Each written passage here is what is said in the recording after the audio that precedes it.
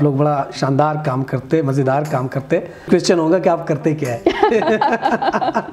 और जब ये कहा जाता है ना कि वो जी 5 बच्चे हो गए तुम्हें सच्चा प्यार नहीं मिला, देखिए इसमें तो मैं सिर्फ यही कहूँगी कि जिसको ये समझ में नहीं आती कि औरत और मर्द दोनों मुख्तलिफ हैं। मतलब औरत की अपनी स्ट्रेंथ है, अपनी वीकनेसेस है, मर्द की अपनी स्ट्रेंथ है, अपनी वीकनेसेस है। हमारे अंदर जो एक जंग चल रही होती है वो पुरसकून हो जाती है। ठीक है। यूनिवर्सिटी लाइफ या बिजनेस लाइफ? पाकिस्तानी एक्टर ज़्यादा बेहतर है। पैसा हो मकसद न हो, बेशक पैसा भी हो मकसद भी हो, तो फिर मुझे दोस्तों के साथ, दोस्तों के साथ आवाज़ें ना हो, कहीं ना हो। ओके, अब बस दोनों एक्सपीरियंस, क्योंकि एक्सपीरियंस का कोई अनमोल जो है ना वो उसको कहते हैं। वेलकम टू तलाशी स्टूडेंट कैरी। बहुत बहुत शुक्रिया फरहद, आपने टाइम निकाला हमारे पास आए, बहुत बहुत शुक्रिया। आपका बहुत बहुत शुक्रिया कि आपने मुझे दावत दी आज आने की और आपने मुझे इस काबिल समझा कि मैं आपके वेब प्रोग्राम में कोई वैल्यू एडिशन कर सकूं। नहीं, बहुत बहुत शुक्रिया। आप लोग बड़ा शानदार काम करते, मज़ेदार काम करते। अब यही क्वेश्चन होगा कि आप करते क्या है। अच्छा, हम क्या करते हैं ये मैं क्या करती हूँ। हाँ, नहीं आप लोग क्या करते हैं आपने हमारे ऑडियंस को बता रही, क्योंकि हमारे ऑडियंस पहले हमसे ये पूछते थे कि आप गेस्ट का इंट्रोडक्शन नहीं देते, तो हम कहते हैं गेस्ट अपना आपको इंट्रोड्यूस करवाए। सही है। मेरा नाम फरहद बशीर है। सराब टेक्नोलॉजीज़ के नाम से एक कंपनी है जिसको मैं रन करती हूँ, जिसे मैं हेड करती हूँ, और इस कंपनी को मैंने 2016 में बनाया था। उसके अलावा आई एम मदर, 2 बच्चे हैं मेरे जो माशाल्लाह से काफ़ी बड़े हो चुके हैं कि अब जब उन्हें मैं देखती तो मुझे हैरत होती है। एक बहुत लंबा जर्नी मैंने जो है वो तय कर लिया।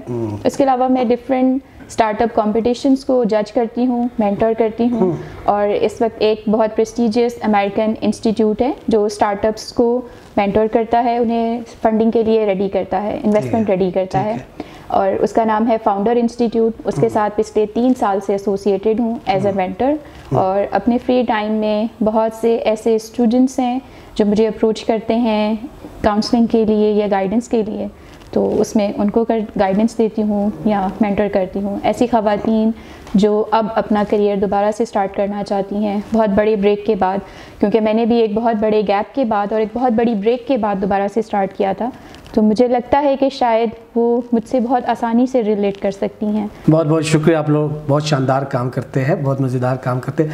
जहाँ आपने बात की बच्चों की, तो जहाँ फैमिली की बात आती है, बच्चों की बात आती है, हम बड़े खुश हो जाते हैं, क्योंकि हमारे शो का नाम है तलाशी, फैमिली शो, रिलेशनशिप शो।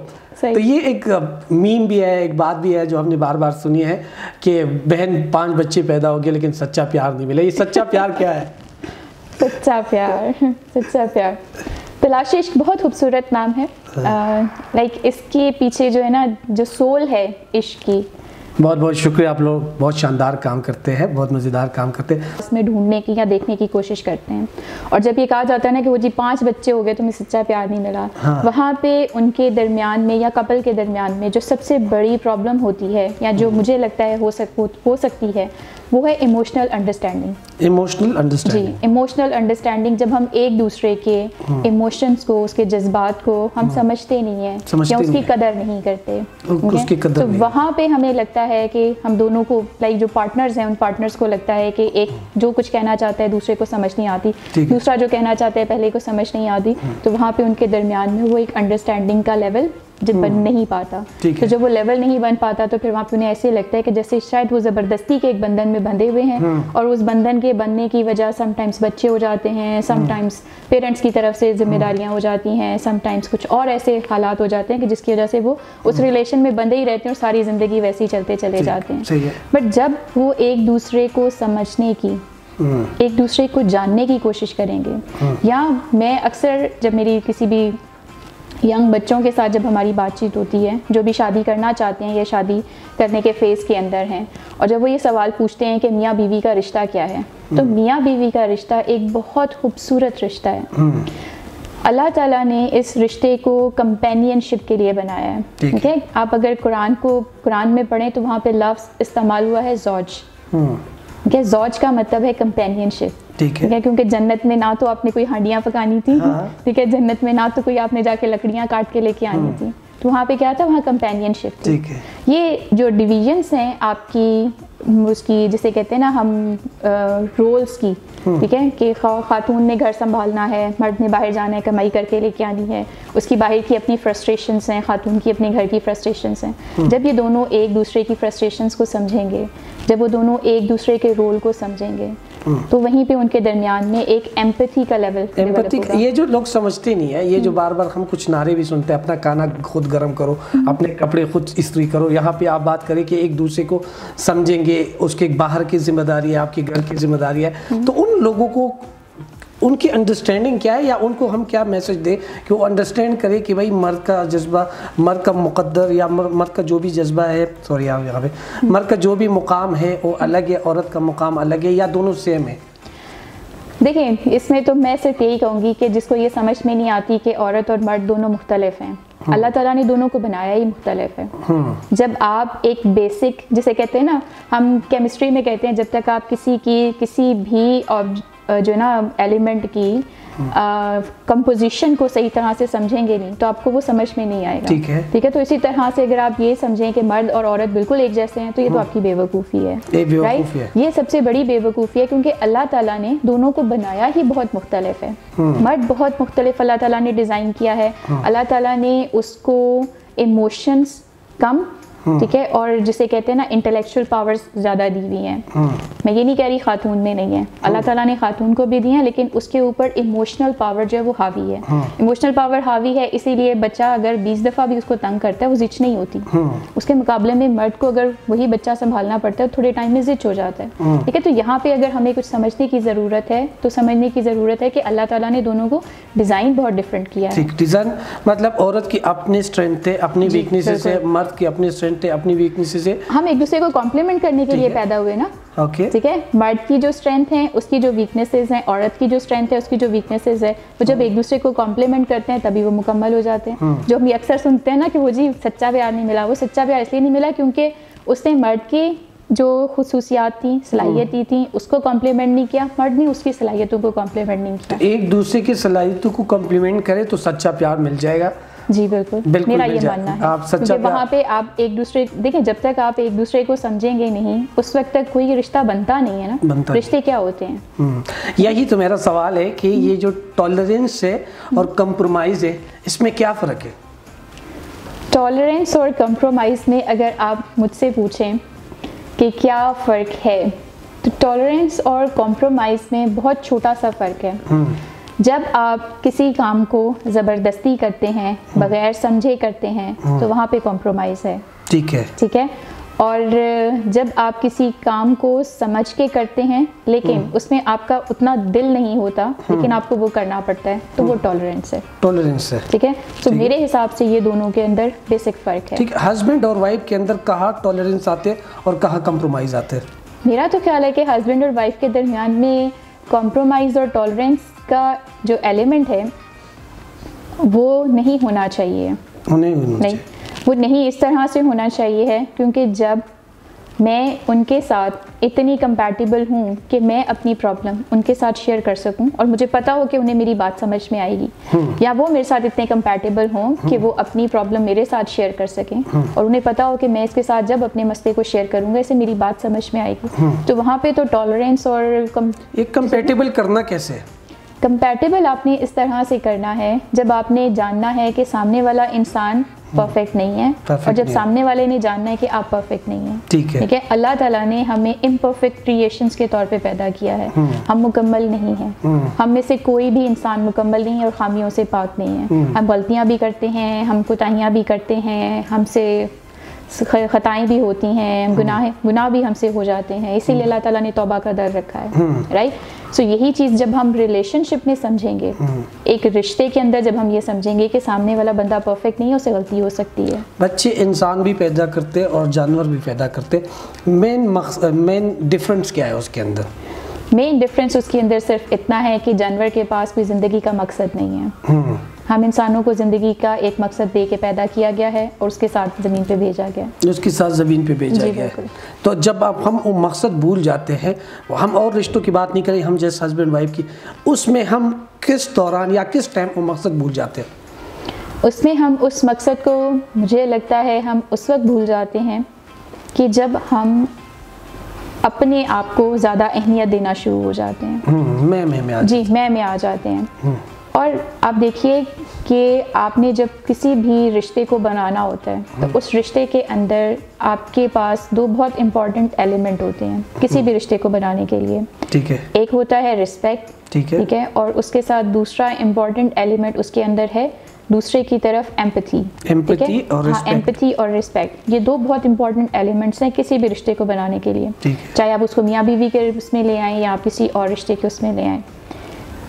जब आप इन दोनों चीज़ों को हटा देंगे, ठीक है, और वहाँ पे मैं को ले आएंगे, फिर वो रिलेशंस नहीं बन पाएंगे। जहाँ पे ट्रस्ट और एम्पैथी खत्म हो जाती है और मैं आ जाता है तो रिलेशनशिप वीक हो जाते हैं। तो इस रिश्तों को, इस रिलेशनशिप को खूबसूरत कैसे बनाया जाए? इसको खूबसूरत बनाया जाए दरगुजर करके जी, सिर्फ दरगुजर करके एक दूसरे का एहतराम करके, ठीक है, और एक दूसरे को अहमियत देके, एक दूसरे का एहतराम करके, एक दूसरे की अहमियत देके। और कुछ लोगों में अगर टॉलरेंस और कंप्रोमाइज़ या ये चीज़ें नहीं होती और वो दरगुजर करते ही नहीं हैं, तो उसको क्या मैसेज देना चाहते हैं? देखिए, उसको तो मैं सिर्फ ये मैसेज देना चाहूँगी, ये सब मुझे लगता है आपके अंदर ये सब चीज़ें उस वक्त पैदा होती हैं जब आपका ज़िंदगी का कोई मकसद नहीं होता। आपने देखा होगा कि आप एक महफिल में जाते हैं और वहाँ पे कुछ लोग बड़े मुमताज़ होते हैं, डिफरेंट होते हैं सब लोगों से। आपका भी दिल चाहता है कि आप जाकर उस बंदे को अप्रोच करें, आप उसके साथ बात करें। और कुछ लोग होते हैं कि अगर आपके पास आके कॉन्वर्सेशन स्टार्ट भी करते हैं तो आप थोड़ी देर में कहते हैं यार किसी तरह से मुझसे दूरी हो जाए, किसी तरह से मुझसे दूरी हो जाए। तो वो लोग जो आपको मुमताज़ नज़र आते हैं, उनका फ़र्क सिर्फ इतना होता है कि उनकी ज़िंदगी का कोई मकसद होता है। ठीक है, और उस ज़िंदगी का वो मकसद उनको इतना एनर्जाइज्ड रखता है और उनको उनके गिर्द एक ऐसा पॉजिटिव, जिसे कहते हैं ना, ऑरा क्रिएट कर देता है कि हर बंदा खुद ब खुद उनकी तरफ अट्रैक्ट होता है। अगर आपको लगता है कि आप में टॉलरेंस की कमी हो रही है, आप टॉलरेट नहीं कर पा रहे, या आपको लगता है कि आप दूसरों के साथ अच्छे रिलेशंस नहीं बना पा रहे, तो वो सिर्फ इस वजह से है क्योंकि आप अपने बेसिक मकसद से दूर हो गए हैं। आप अपने मकसद से दूर हो चुके हैं। आप ढूंढिए कि आपकी ज़िंदगी का मकसद क्या है। आपने देखा होगा कि जो लोग दूसरों के लिए कुछ भी अच्छा काम करते हैं, किसी भी किस्म का, किसी भी लेवल के ऊपर अच्छा काम करते हैं, उसके फ़ौरन बाद आपके अंदर एक बड़ा इत्मीनान सा आता है। ठीक है, वो इत्मीनान आता है, तो वो इत्मीनान जब आता है तो उसके साथ ही एक, जिसे कहते हैं ना, हमारे अंदर जो एक जंग चल रही होती है वो पुरसकून हो जाती है। ठीक है, तो वो जब आपको लगता है कि अगर आपके अंदर टॉलरेंस की कमी हो रही है तो आप ढूंढिए क्या आप ऐसी इन सब चीज़ों से दूर हैं। ठीक है, अगर आपको सुकून चाहिए ज़िंदगी में, अगर आपको ये जो अंदर की जो सुकून चाहिए, तो आप अपनी ज़िंदगी का मकसद ढूंढें कि आपकी ज़िंदगी का मकसद क्या है, या आप जिस मकसद पे काम करें या उस मकसद से थोड़ी दूर हो चुके हैं, या आपको अभी तक मकसद नहीं मिल रहा है। तो जब आपको ज़िंदगी का मकसद मिल जाते हैं तो आपकी ज़िंदगी में सुकून आ जाते हैं और रिश्ते बहुत खूबसूरत हो जाते हैं। बहुत बहुत शुक्रिया सरत, आपने बड़ी शानदार तरीके से हर सवाल का जवाब दिया। हम अपने नेक्स्ट सेगमेंट की तरफ जा रहे हैं जिसका नाम है रैपिड फायर। आई होप ये रैपिड फायर बहुत पुरसकून। सो हम अपना नेक्स्ट सेगमेंट शुरू करें जिसका नाम है रैपिड फायर। आप तैयार हैं? जी बिल्कुल तैयार। आपके हिसाब से कौन सी चीज़ों से ज़िंदगी खूबसूरत होती है, या आपके हिसाब से कौन सी ज़िंदगी खूबसूरत है, यूनिवर्सिटी लाइफ या बिजनेस लाइफ? अच्छा, दोनों के अपने चाव है, बट मुझे दोनों में से एक ही को चूज करना है। Business life. दो के अंदर से मेरे कुछ चीख के कह रहे हैं, ये क्या कह रही हो। अंदर से नहीं आ रहे ना। पाकिस्तानी पॉलिटिशियन या पाकिस्तानी एक्टर्स? पाकिस्तानी एक्टर्स ज्यादा बेहतर है। पैसा, at least they are honest to what they are doing. Okay. पैसा हो मकसद न हो बेशक, या मकसद हो पैसा न हो बेशक? मेरा नज़दीक मकसद होना बहुत ज़रूरी है, लेकिन मकसद के साथ साथ आपके पास पैसे की भी इम्पोर्टेंस है। ज़रूरी है। जी बिल्कुल, पैसा भी इम्पोर्टेंट है। हाँ, लेकिन मुझे मटीरियलिस्टिक जो एक बहुत ज़्यादा अप्रोच है उस, लेकिन आपका जब मकसद होता है फिर डेफिनेटली आप उस मटीरियलिस्टिक अप्रोच की तरफ कभी भी नहीं जाते। ठीक है, तो मकसद हो और पैसा भी हो। ओके, पैसा भी हो, मकसद भी हो। yes. तो फिर मुझे ओके, जिंदगी एक दिन जिंदगी दोस्तों के साथ या एक दिन जिंदगी पहाड़ों में? दोस्तों के साथ। दोस्तों के साथ। वो जिंदगी ही क्या कि जिसमें आपके गिर्द जो है आवाज़ें ना हो, क्या कहीं ना हो। ओके, वो जिंदगी ही क्या जिसमें इंसान ही ना हो। Yes, okay. मैरिज लाइफ या बैचलर लाइफ? अब बस गई दोनों। I would go for married life, अल्हम्दुलिल्लाह। Married life. अच्छा, कौन सी चीज़ ज़्यादा ज़रूरी है आपके हिसाब से, सर्टिफिकेट्स या एक्सपीरियंस? एक्सपीरियंस, क्योंकि एक्सपीरियंस का कोई अनमोल जो है ना वो उसको कहते हैं। लव मैरिज या अरेंज मैरिज? एक अच्छी शादी डजंट मैटर कि वो लव मैरिज हो या अरेंज मैरिज। तो आई हैड, मेरी जो है वो अरेंज मैरिज है, but we turned into a sort of love marriage. ठीक है। सो जॉइंट फैमिली या सेपरेट? सेपरेट। ठीक है। कड़क चाय या coffee? I am coffee lover, but yes, कड़क चाय भी चलती है। ठीक है। बिजनेस करना या जॉब करना? मैं बिजनेस करना। कुछ मैंने सवाल पूछने और आपने शॉर्ट आंसर देने। ठीक है। 3 मिस्टेक जो हर मर्द करते हैं रिलेशनशिप में।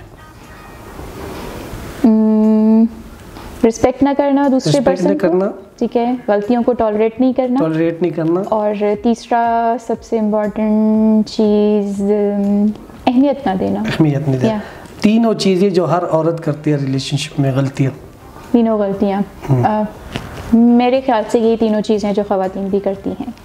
मर्द भी ये तीनों चीज़ें करते हैं, ख़वातीन भी ये चीज़ें। जब आपको कोई पसंद आता है तो सबसे पहले आप किन 3 चीज़ों का ख्याल रखती है? ओके, सबसे पहली चीज़ है उसका इखलाक, दूसरा है सफाई, नीटनेस, ठीक है, और तीसरी सबसे इम्पोर्टेंट चीज़ जो आती है वो है उसकी ऑनेस्टी। या खूबसूरत और हिप्सीरती में कैसे फ़र्क करें? खूबसूरती जो है मेरे हिसाब से कॉस्मेटिक है, उसको आप दुनिया की कोई भी कॉस्मेटिक इस्तेमाल करके एनहांस कर सकते हैं, बट खूबसूरती जो है वो सिर्फ आपके इखलाक से आती है। आपका इखलाक अगर अच्छा है तो आपकी सीरत खुद ब खुद बेहतरीन हो जाती है। आपके हिसाब से रिलेशनशिप को बैलेंस रखने के लिए किन चीज़ों की ज़रूरत है? मेरे हिसाब से रिलेशनशिप्स को बैलेंस रखने के लिए सब एहतराम, एक दूसरे की बात को मान देना, जिसे कहते हैं इज्जत रखना या ख्याल रखना दूसरों का, और तीसरी सबसे इम्पॉर्टेंट चीज़ दरगुजर करना। जी, दरगुजर करना बहुत इम्पॉर्टेंट एलिमेंट है, क्योंकि मैनी टाइम्स हम ऐसी स्टेट में होते हैं जहाँ पे हम कुछ कहते हैं तो हमारे कहने का वो मकसद नहीं होता। ठीक, तो अगर हम ऐसी बातों को दरगुजर नहीं करेंगे तो फिर हम एक अच्छी ज़िंदगी नहीं गुजार सकते, चाहे वो किसी के साथ भी हो। हस्बैंड को वाइफ के लिए और वाइफ को हस्बैंड के लिए कितनी मानी रखती है? कितने मायने रखते हैं? बहुत ज़्यादा। ठीक है। ये एक ऐसा रिश्ता है कि जिसमें आप जितनी सिंसेरिटी के साथ इनपुट देंगे उतनी ही सिंसेरिटी के साथ आपकी लाइफ, जिसे कहते हैं ना एनहांस होती है, उसमें वैल्यू एडिशन होती है। जी, तो मेरे हिसाब से मियाँ बीवी एक दूसरे के लिए बहुत अहमियत रखते हैं, एक दूसरे को कंप्लीट करते हैं। कुरान पाक में भी जहाँ पे भी आप देखें तो वहाँ पे ज़ौज का लफ्ज़ जो है वो इनके लिए इस्तेमाल हुआ है। तो आप एक दूसरे को कॉम्प्लीमेंट कर रहे होते हैं हर जगह पे, कंपेनियनशिप है ना। ठीक है, वरना अकेले तो आदम अलैहिस्सलाम भी थे, वो क्यों उन्होंने किया ख्वाहिश। बहुत बहुत शुक्रिया, आपने रैपिड फायर भी बहुत मज़ेदार तरीके से बताया। अगर आप अपने ऑडियंस को, हमारे ऑडियंस को कोई मैसेज देना चाहते हैं रिश्तों के ऊपर, इश्क के ऊपर, मोहब्बत के ऊपर, तो प्लीज़ बता दें। मैं कोई, जिसे कहते हैं ना, I am not a relationship coach, और लेकिन मैं अपनी ज़िंदगी से अगर आपको कुछ मशवरा देना चाहूँ तो वही अपने रिश्तों के अंदर ऑनेस्टी लाइए, एतमाद कीजिए, ट्रस्ट दीजिए, तो यकीनन ये रिश्ते बहुत खूबसूरत हैं, चाहे मियाँ बीवी का हो या बहन भाई का रिश्ता हो या कोई और। ये रिश्ते एहतराम से और ऑनेस्टी के साथ ही खूबसूरत होते हैं। एहतराम और ऑनेस्टी के साथ रिश्ते खूबसूरत होते हैं। बहुत बहुत शुक्रिया, हम मिलते हैं इंशाल्लाह आप लोगों के साथ नेक्स्ट एपिसोड में। Thank you.